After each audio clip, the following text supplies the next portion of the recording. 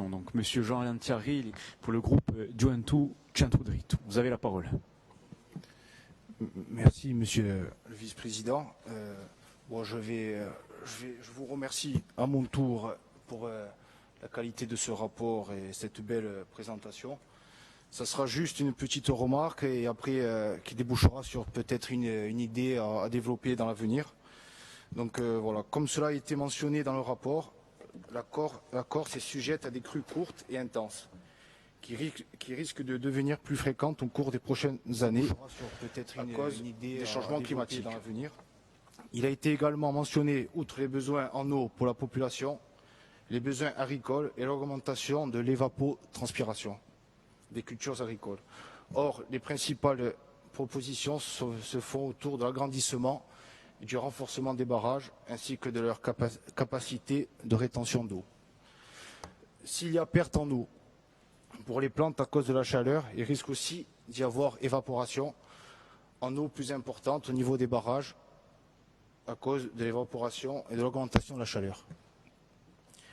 Justement, ne serait-il pas opportun, s'il y a perte en eau pour les plantes à cause de la chaleur, ne serait-il pas opportun de construire plusieurs petits points de récupération et de stockage de l'eau via des bassins de rétention sur les affluents des grands fleuves, afin de contenir et stocker l'eau au moment des crues, ce qui permettrait de limiter les dégâts des crues des grands fleuves tout en stockant cette eau qui filerait directement à la mer sous forme de trop-plein et de débordement. Pour finir, de plus, cela ferait des bassins de stockage qui nécessiteraient moins de transport pour l'eau, puisque plus répartis sur le territoire insulaire. Je vous remercie. Merci, chers collègues. Conseil exécutif. Dans la technique, je vais faire court. Là aussi, je vous remercie parce que c'est des questions qui nous aident à avancer les unes après les autres, parce qu'on se pose des multitudes de questions. Des fois, on ne se pose pas des questions essentielles, voire pas essentielles. En tout cas, des questions qui peuvent paraître essentielles et qui méritent, bien entendu, toute notre attention. Alors, on a pensé, là, vous savez, ailleurs, il y a ce qu'on appelle des barrages écrêteurs de crues. Ils sont vides. On peut penser qu'à la dernière crue du printemps, on peut les garder pour, évidemment, faire quelque chose. Mais ce qui est important, c'est ce qu'on a fait passer hier, par exemple, c'était le feeder. C'est la grande canalisation en 1000 du Fumo. C'est prendre l'eau quand elle tombe, à la limite. Et c'est ça qui est important. Alors après, j'ai fait référence tout à l'heure à l'Audarc. Il faut que le monde agricole, à un moment donné, qui peut être un retard aussi. Hein. Vous avez vu qu'on a 20 ans de retard en termes de stockage. On a passé 20 ans sans se poser la question de savoir s'il va faire un barrage. Encore une fois, le barrage qu'on fait, c'est pas un barrage qu'on fait pour... On est mis comme Loussou. On est mis comme Loussou. Ben, vous dites, bon, chez les Vemoun, vous dites, c'est mon tranquille. On le fait parce qu'à un moment donné, ça fait 20 ans qu'on n'en a pas fait. Et qu'en même temps, il y a eu la population de Corse, elle a monté. Et qu'en même temps, les canons à 80 mètres, avec des bornes à 20 mètres cubes heure, elles se sont multipliées. Et qu'à un moment donné, on ne s'est pas posé la question de savoir si on avait bougé notre manière, nos pratiques agricoles, ou si on est resté sans évolution majeure en matière de technique agricole. Donc la révolution, encore une fois, c'est pas un plan d'aménagement qui apporte la réponse globale. Il y a à côté de ça toute une stratégie à construire, stratégie économique, stratégie de développement, qui incombe à d'autres secteurs d'activité. Ce qui est sûr, c'est que si on ne fait pas ça, je vous ai dit que c'est des conditions élémentaires de la survie. Si on ne fait pas cet aménagement-là, tout le reste, c'est sur le chat qui va bouger. Donc c'est important de vous dire que il y a en matière de récupération, nous, on a axé ça sur la récupération, bien sûr, en augmentant les calibres de nos feeders pour renverser cette eau vers les réserves basses, mais en même temps, il faut imaginer peut-être des bassins, des barrages de crues, notamment sur la Casaloune, où il y a des dégâts, où le pont est parti, par exemple. Il y a ici ou là des endroits sensibles, mais ce qui est sûr, c'est que nous, on fait confiance aussi au monde agricole pour peut-être pas de faire une autocritique, mais en tous les cas, pour s'organiser et se moderniser. Un hangar photovoltaïque, il peut très bien récupérer des dizaines de mètres cubes d'eau de pluie par exemple. Et ce que nous avons demandé comme subventionnement, justement, j'ai eu une réunion il n'y a pas longtemps avec des initiateurs de construction d'hangars. Ces hangars, s'ils servent au photovoltaïque, ils peuvent servir aussi à des parties de récupération de l'eau de pluie. Ça peut faire des réserves conséquentes, notamment pour les lavages. Je dis n'importe quoi, mais bon, c'est important. Après, bien entendu, vous avez compris que les barrages à 20 000, 30 000, 40 000 mètres cubes, c'est des choses qui peuvent être subventionnables. Donc ça relève aussi de l'initiative locale et des PTGE.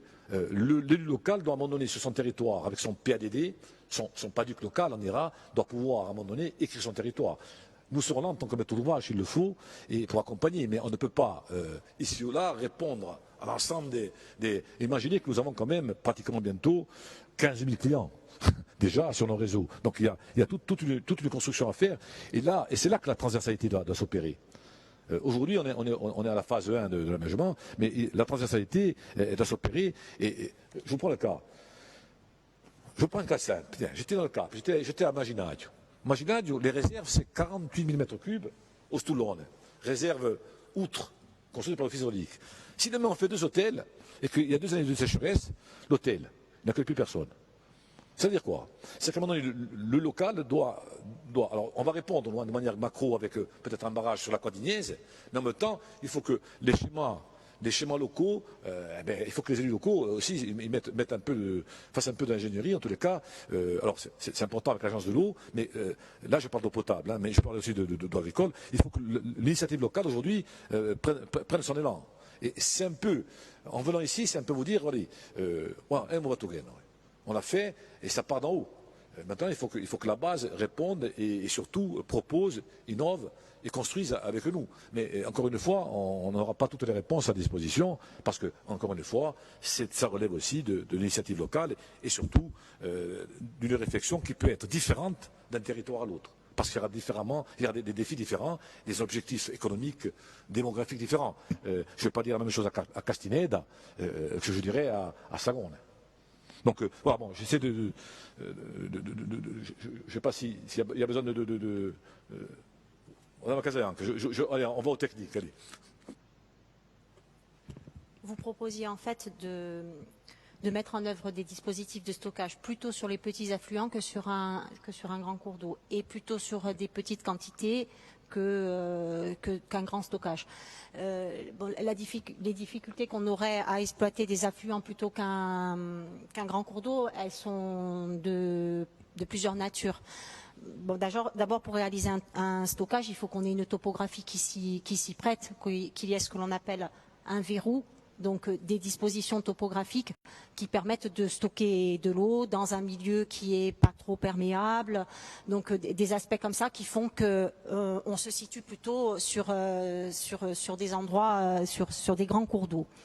La difficulté que l'on aurait à répondre à la problématique de la satisfaction des besoins en exploitant plutôt des petits affluents que des grands, c'est que ces petits affluents, ils ont des étiages qui sont très sévères et qui font que on aurait rempli une petite réserve à un moment donné et elle serait utilisée parfois l'irrigation commence tout début avril et on ne serait plus en mesure de la remplir au moment où on en aurait besoin parce que l'étiage il peut durer jusqu'à octobre.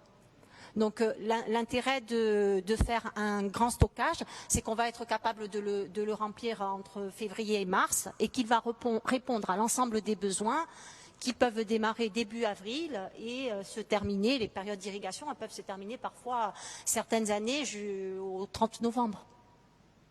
Voilà, ce qui n'empêche pas qu'effectivement, de façon corollaire à ces grands ouvrages qui nous semblent aujourd'hui indispensables, il peut y avoir des initiatives à une autre échelle, qui répondent aussi à un certain type de besoins. Hein. C'est pas deux choses que l'on oppose, hein, mais en tout cas remplacer des petits stockages, remplacer la réalisation d'un grand ouvrage hydraulique par une multitude de petits stockages, aujourd'hui, techniquement, ça ne répondrait pas à la problématique. Oui, allez-y pour compléter. Après, il y aura 3 autres prises de parole. Oui, juste pour compléter ce que disait Marilyn aussi, c'est que un barrage, ça barre un cours d'eau, mais un barrage peut aussi être un stockage qui se fait en dérivation d'un grand cours d'eau. La législation, un barrage, ce n'est pas simplement quelque chose qui barre un cours d'eau, c'est aussi une grande réserve, c'est aussi un barrage au titre de la législation. Et vous parliez aussi d'écrêteur de crue. Par essence, le barrage est de toute façon un écrêteur de crue. C'est-à-dire que quand arrive une crue, si le barrage n'est pas plein, bien sûr, à un moment donné, il va remplir le barrage, et puis à un moment donné, ça va déborder. Ça va déborder par l'écrêteur de crue. Donc par essence, déjà, c'est un écrêteur de crue, un barrage. Hein, on ne le dit pas assez. On tord un peu le cou à la légende urbaine en disant qu'un barrage, au contraire, ça écrète de toutes les façons des crues. Et ce n'est pas un barrage qui crée la crue. Voilà.